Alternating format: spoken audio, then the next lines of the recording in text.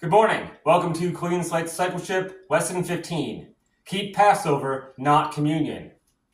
In Luke chapter 22, Jesus is keeping the Passover with his disciples before his crucifixion. And in verse 19 says, "And he took bread and gave thanks and brake it and gave it unto them, saying, This is my body, which is given for you. This do in remembrance of me." So they were keeping Passover. And at the time, so when he says this, he's referring to Passover. It's easily understood as keep Passover in remembrance of me. And that is what his disciples understood it as and what they taught. In 1 Corinthians chapter 5, verse 7 and 8 says, "Purge out therefore the old leaven, that ye may be a new lump, as ye are unleavened. For even Christ our Passover is sacrificed for us.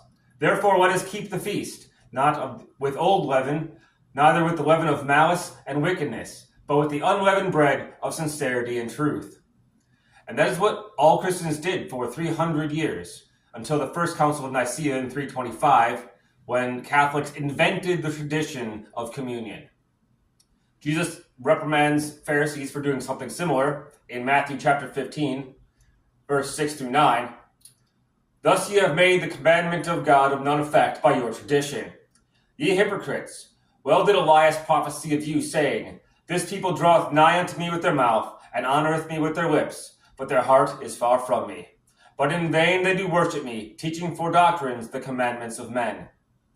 Communion is a commandment of men.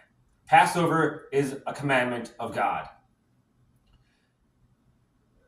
Passover is also sometimes referred to as the Lord's Supper, and that is specifically prohibited from being done in a group. In 1 Corinthians chapter 11, verse 20, says, "When ye come together, therefore, into one place, this is not to eat the Lord's Supper." In verse 34, it's referring to Passover in a similar way, is supposed to be kept in your house. 1 Corinthians chapter 11, verse 34, "If any man hunger, let him eat at home, that ye come not together unto condemnation." Passover is intended to be kept at home with your family and your neighbors, and it is the most important and most neglected Christian holiday. For more information on that, read Exodus chapter 12. Thank you for watching. Have a wonderful evening.